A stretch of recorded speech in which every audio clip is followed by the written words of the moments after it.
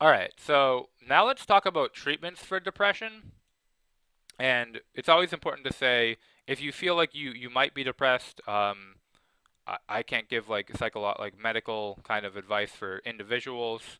Um, well, over the internet, I can with my clients to some extent within the degree of my purview. But if you ever if you feel like you might this resonates with you and you might be feeling depressed, always like talk to someone. Always reach out to a mental health professional if you have um, the resources to. And if you have thoughts of hurting yourself, hurting other people, like please reach out to mental health professionals, to a friend. If I know you, just direct message me and look at some resources because there's always so many people going through depression, especially with the pandemic going on, and we should all help each other out in that regard. I'm going to talk about some things that are like formal psychological treatments, biological treatments, and then things you can do for yourself that can be helpful, which a lot of will overlap with what I've talked about in other videos on happiness. So let's talk about some of the biological ones too first. So probably the most common is antidepressants, which are selective serotonin reuptake inhibitors. And the basic idea behind that is that serotonin is responsible for mood quite a bit. Now it essentially allows more serotonin to circulate through neurons in certain parts of the brain, so there's more serotonin readily available. There are also um, different kinds of what they call SSRIs and antidepressants. Some that are also anti-anxiety, some that are just mostly for depression and not anxiety, and some that can be more energizing. And again, I don't know. I'm actively trying to learn more about just like psychopharmacology and medications because I'm not super well read on them, and I don't know which SSRIs are different for each. But I know that some have different properties and are better for different kind of types of depression.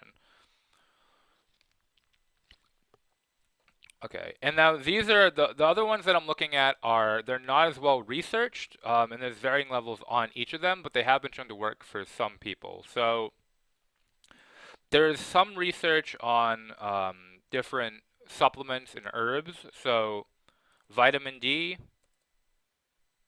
has shown some support in treating depression, especially if you're not getting a lot of sunlight. There are some randomized controlled trials with saffron, which is an herb. And again, like these aren't used a lot in psychiatry, but I tend to be a big proponent of them, or at least talking to your doctor about them because they have helped some people. Um, St. John's wort, which has a lot more contraindications generally. Like, definitely don't take St. John's wort without. Well, I mean, you shouldn't take anything without consulting a medical professional, but St. John's wort um, can be particularly like contraindicate with a lot of different things. Um,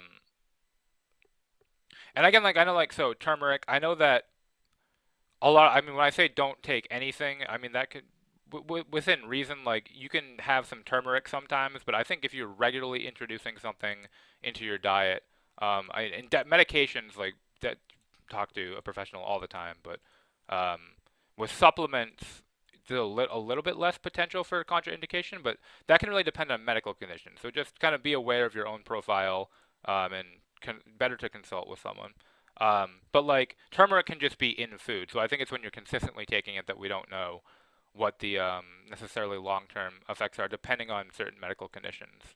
Um, yeah. So, anyways, these are kind of more experimental, but there are randomized controlled trials showing that turmeric, saffron, St. John's wort, vitamin D, some amino acids, so something called L-tyrosine, um, and then EPA dominant, EPA EPA dominant fish oils have been shown to be effective.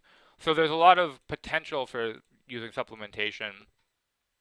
Um, there's been some research on diet changes. I think it's called the data has been the SMILES trial. So that generally looks at a Mediterranean diet.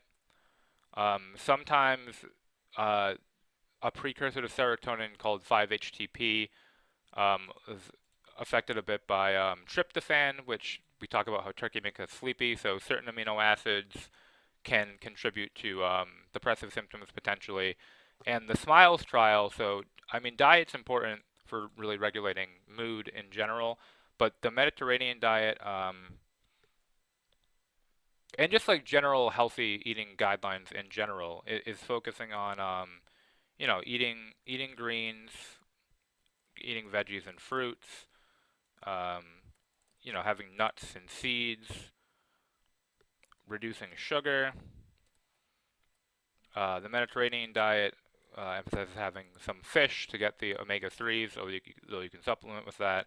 Also, there's a lot of B12 in fish, um, lean meats, berries, some olive oil, and then like small amounts of red wine.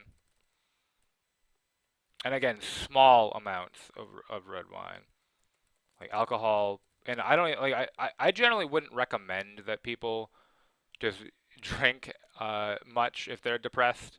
Alcohol has like a whole host of potentially negative side effects, but there's some research that small amounts of like particularly red wine, because of some antioxidants, can be helpful. Um,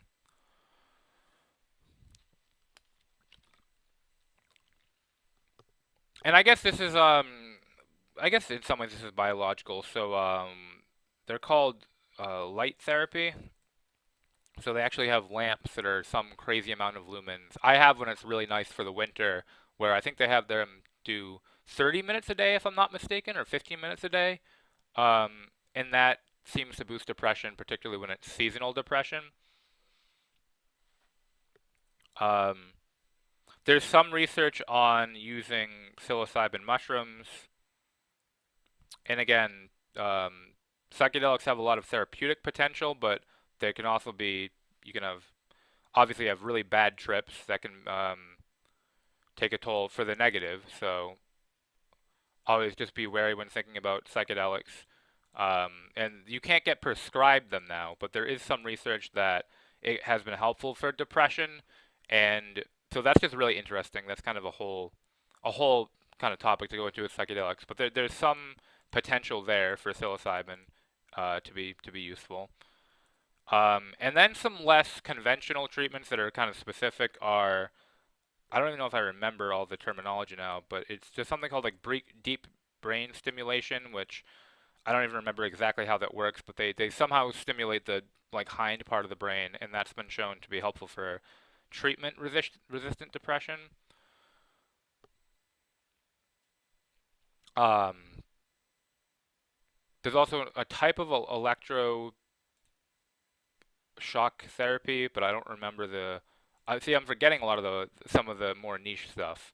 But again, this isn't used that often. It's often for kind of more rare cases and in research trials, as far as I'm aware.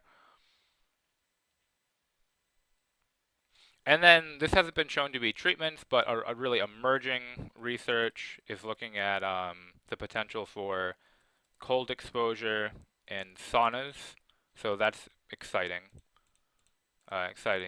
area. So those are kind of the some of the main and a lot of experimental biological areas. Um,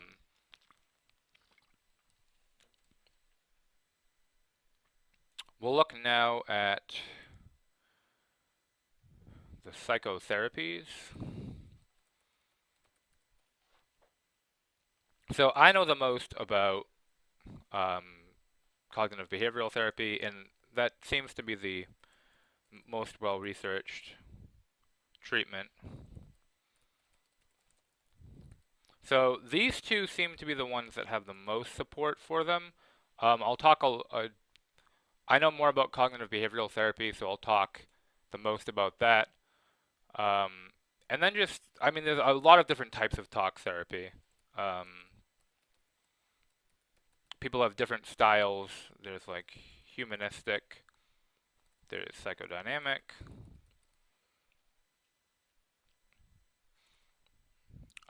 there's narrative. So I'm not going to go into all of these in detail here.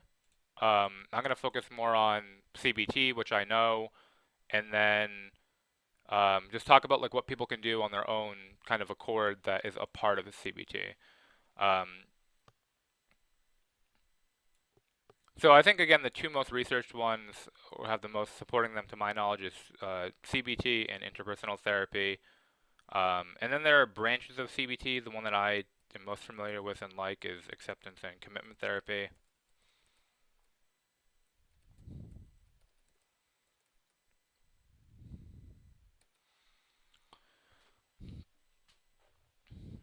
And interpersonal obviously focuses more on kind of relationships and kind of how they, in social contexts of depression.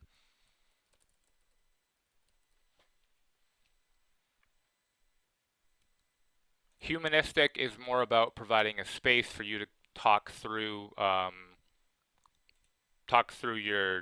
your ideas, your problems, and providing that space, having something called unconditional positive regard. So that focuses on more on the individual, kind of using their own um, natural tendency to heal. Psychodynamic is like associated with Freud and Jung and is more about exploring the unconscious. I mean, classically they would kind of have just, the guy in the you'd lie down on the bed and just kind of free associate, but that's not really used too much anymore. Modern psychodynamic therapy has incorporated a lot of other stuff. And then narrative is focusing on the narrative that you have around things. All right, so I'll talk about a little bit about how each of these the principles there, and then tie them into things that are encouraged in treatment and what people can kind of do on their own to improve depression symptoms.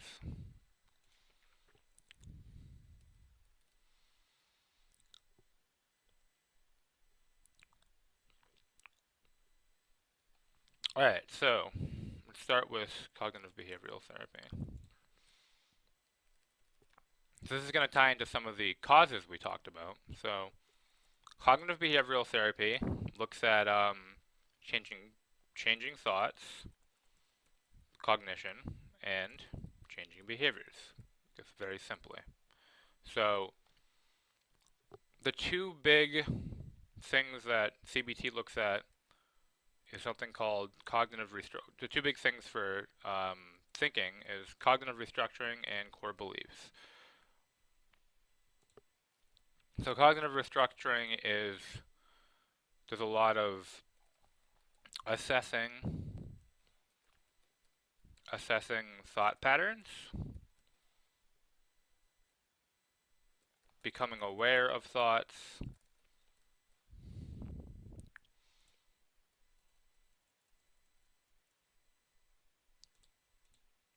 and changing thoughts. So a common thing with depression and anxiety is, um, actually let me talk too about there's something common called cognitive distortions that are thought to contribute to depression and just distress in general. Um, so these are things like catastrophizing, so focusing on worst case scenario, mind reading, whoop, mind reading, so like assuming you know the intentions of others,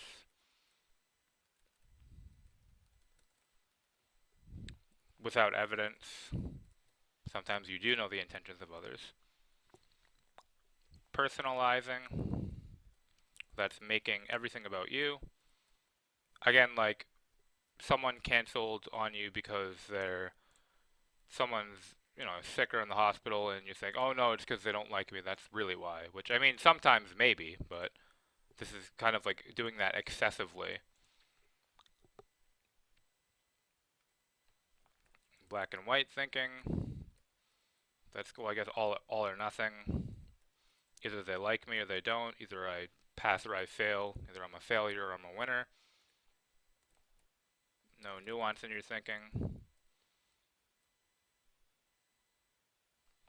Um, Disqualifying positive.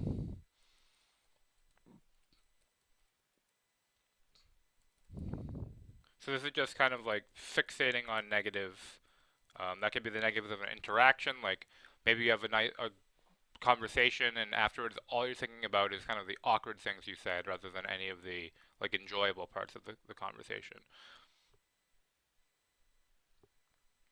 So these are like some of the primary ones.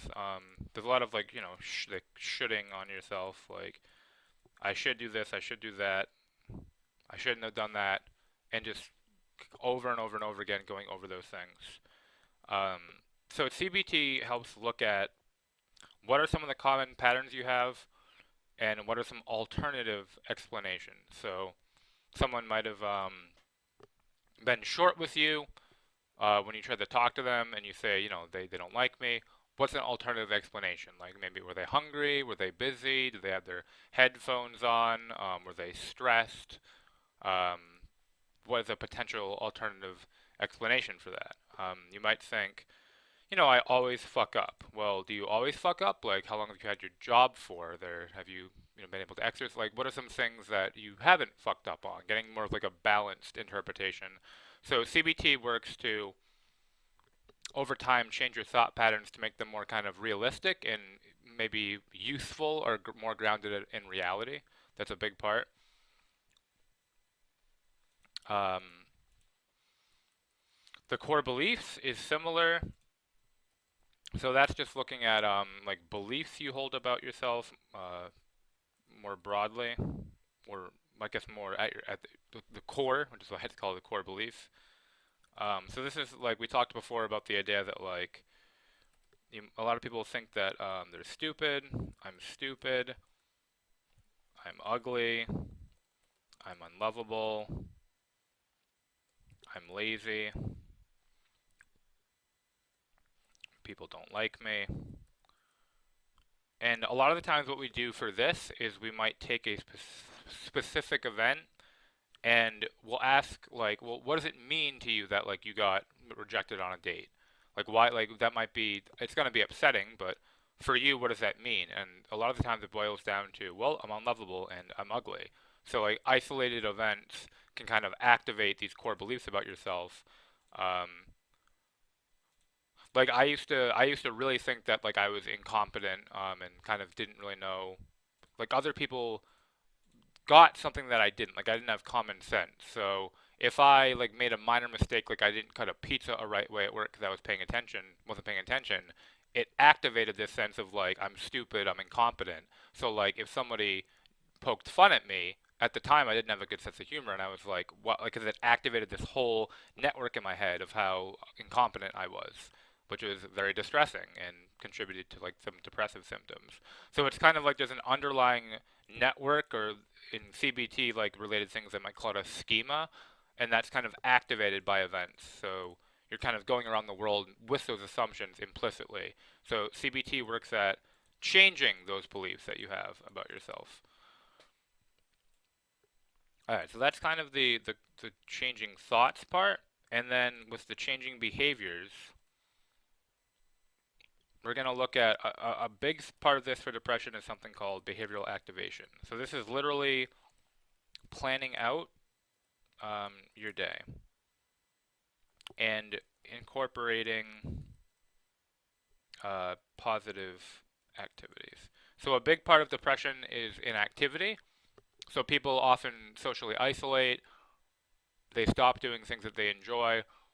Um, and this is also assessing how much you enjoy things. So part of the kind of cognitive biases that we have, everyone has, but is particularly present with depression, is thinking like you go to a party and it's not going to be any fun. It's just going to be a drag. You have a meeting at work. It's going to be terrible. You're going to play the guitar. You're not going to like it. So with behavioral activation, you'll plan out your day, plan in the activities, and you'll kind of rate how much pleasure slash mastery you feel, and you'll also record any related thoughts. So over time, what behavioral activation does is it helps people get into more of a routine. So it's also going to like potentially target sleep schedule as well. So like get a sense of what activities you enjoy, like what habits work for you, how you can have a good sleep routine, when you can get exercise in, when you can get playing instruments or art or whatever activities you like. So it really focuses on, um, I guess, getting people to increase their activity and get a sense of what works for them to make them help them live a fulfilling life and doing things that they enjoy, like within their schedule. Um, and then there's also we're looking at coping strategies, um, and that's just going to be like decreasing what might be called maladaptive or bad strategies. Um, and that's kind of a judgment, but like obviously like excessive alcohol or drug use is generally not helpful. So it's kind of the excessive, like excessive porn use, excessive technology use, um, angry outbursts, social isolation, self-harm, oversleeping, overeating, smoking cigarettes. So it's kind of looking at behaviors like that and trying to reduce them. And then also, a part of coping too is looking at the thoughts you're having. So that kind of ties into it, like changing the way you're thinking about a situation or about yourself. And then you're just going to increase adaptive or good strategies. Um, so exercise, spelling, talking to someone, cooking, meditation, journaling, nature, music, etc. So this is about looking at when you feel a depressive spell or an anxious spell, how do you respond to it, and kind of working at what you feel and how you can increase the likelihood that you'll do something that you won't regret later. So that's kind of the gist of CBT, and I'll talk about kind of some things that we can do on our own that manage depression that are tied to it. So now let's look at acceptance and commitment therapy.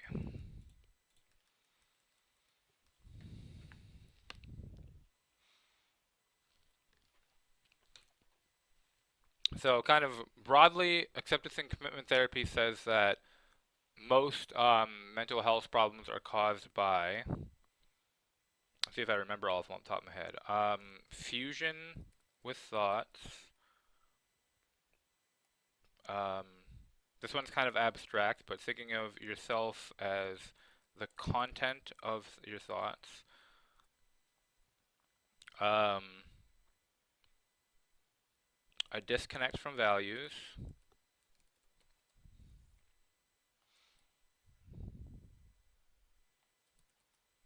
Inactivity.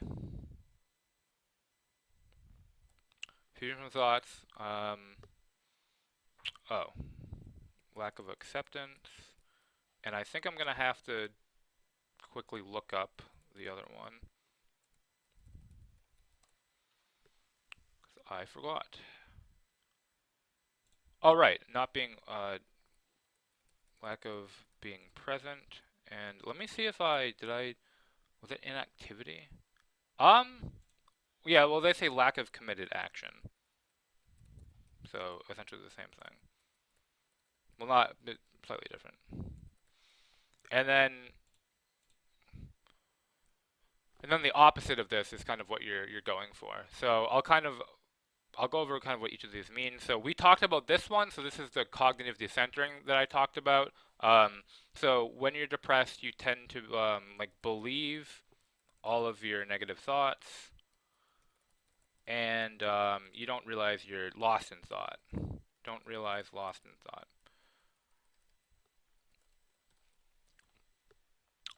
This one again is a little bit more abstract, but it's the idea that like you are your thoughts. So when you're depressed, you're like, I am unlovable. I am X. So it's similar to this.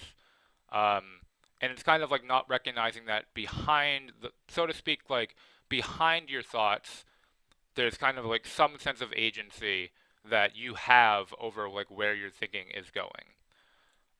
We talked about this one, so I mean that's kind of like disconnected from your values.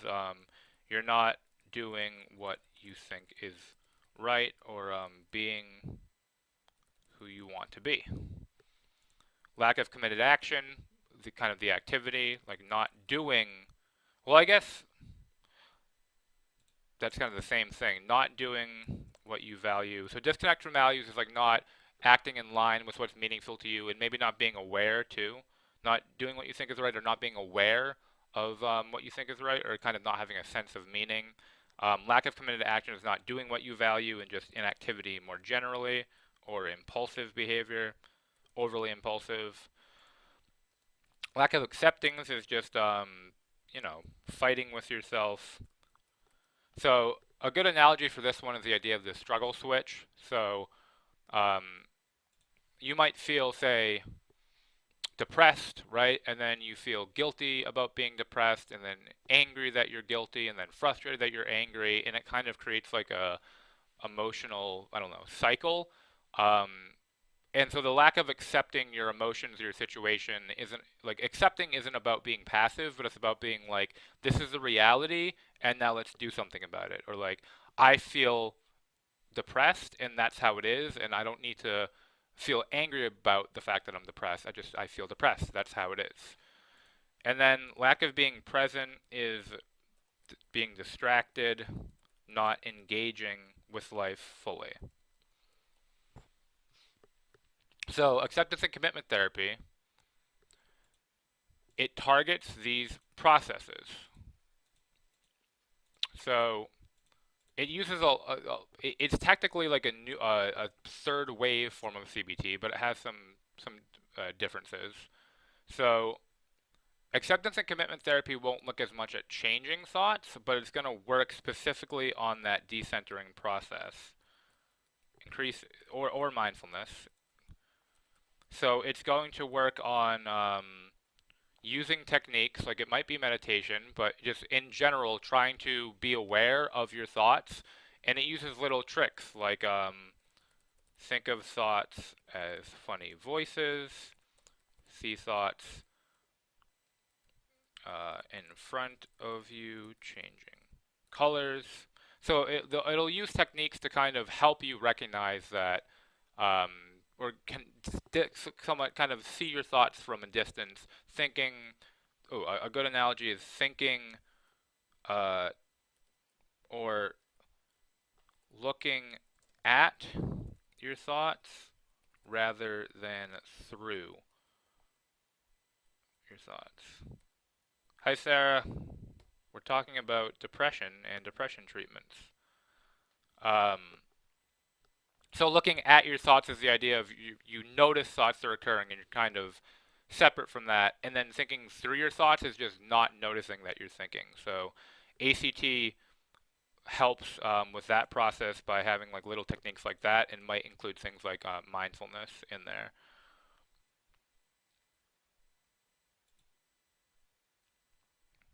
Which that'll also tie into, so using those techniques can help people be more present.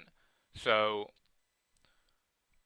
part of that distractibility can come from not noticing that you're lost in thought. So when you kind of notice that you're lost in thought, mindfulness is like returning and focusing on what you're doing. So those techniques also engage with that.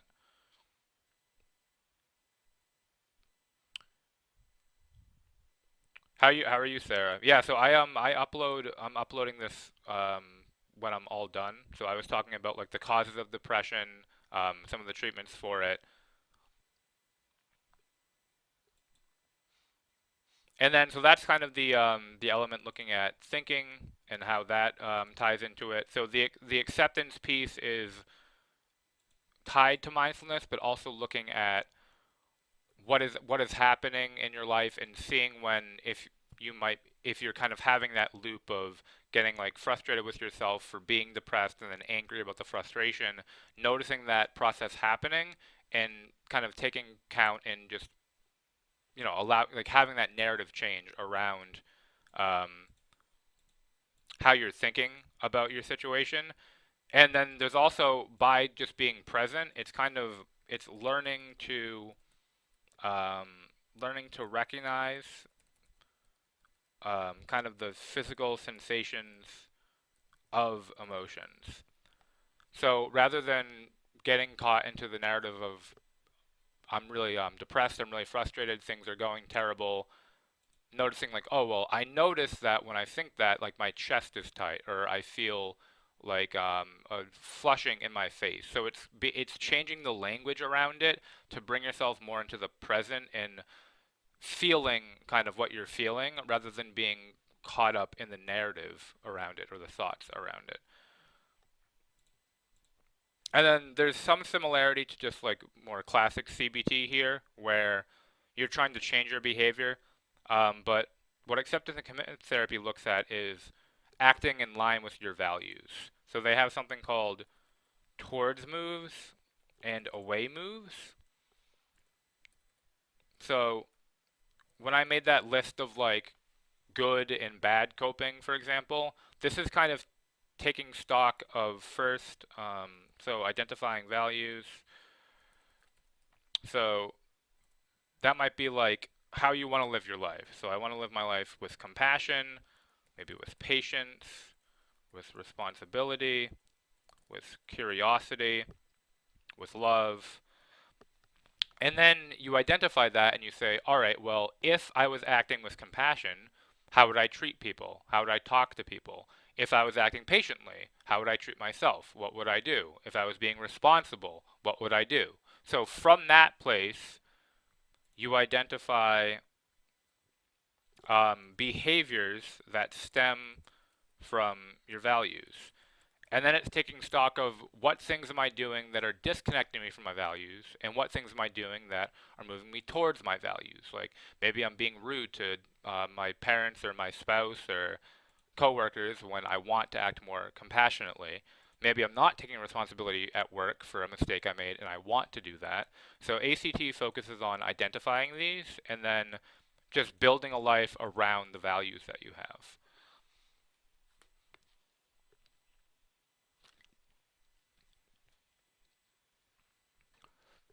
So those are that's kind of a summary of the how the psychotherapies approach them. And then I'll talk. So a lot of the things I'm going to talk about that are just that are relevant are kind of tied into those and tied into the other treatments. So I'll talk just about some things, or I guess kind of a summary of what we talked about for treatments, and then like sprinkling in some other things. So this is just like things in general that help depression. So social support is huge. Like spending time with people, spending time with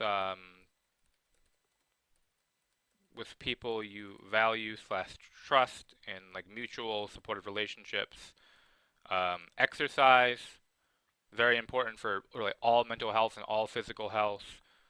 Sunlight and nature. Um, Proper diet.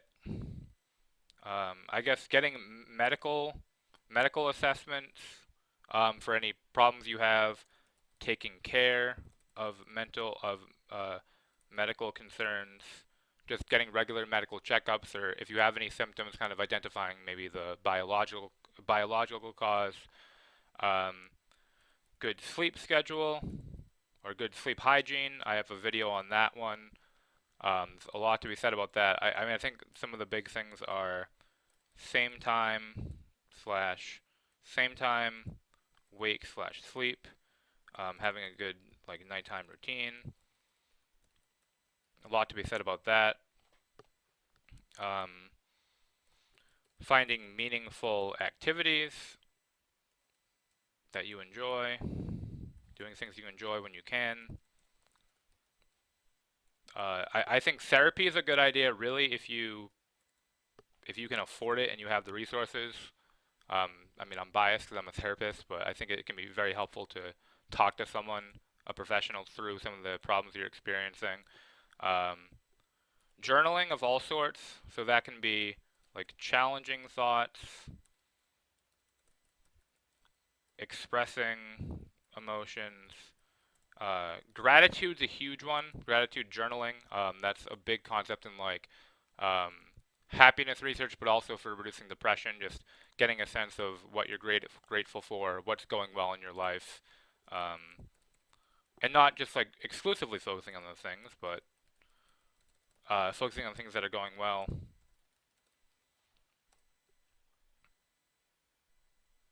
I mean, this is just good advice in general, right? Addressing pressing problems, not avoiding. So, like, if you are in debt, making a plan to save. If you're kind of have a strange relationship with a friend that you value, having that conversation, even if it's difficult. So, kind of like just solving problems in your life more generally.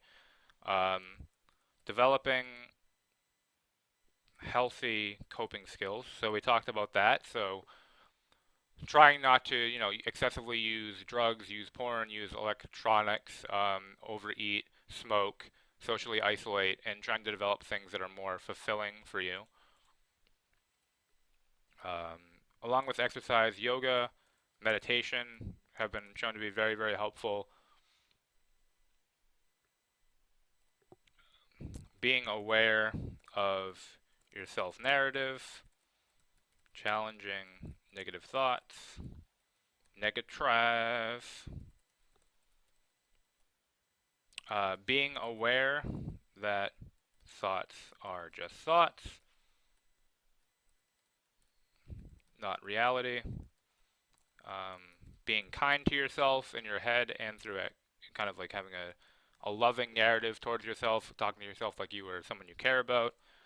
Um, when you have the resources to minimize stress, I mean, some stress is going to happen, but saying no when you're overwhelmed,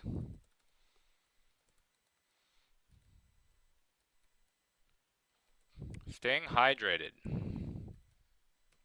Dehydration can definitely make us feel sluggish, not focused, irritable.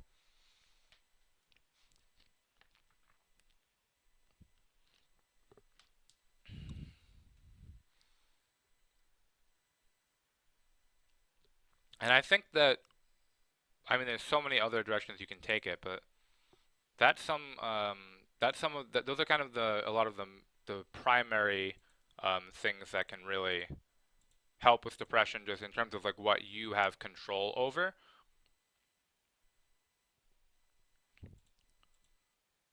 So I think I'm gonna wrap up the lecture on that note.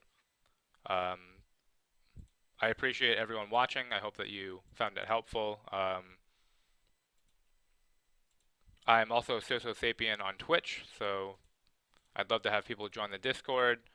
Give me a like, subscribe, follow, woohoo. So I appreciate y'all. Take care of yourselves, and I will talk to you soon.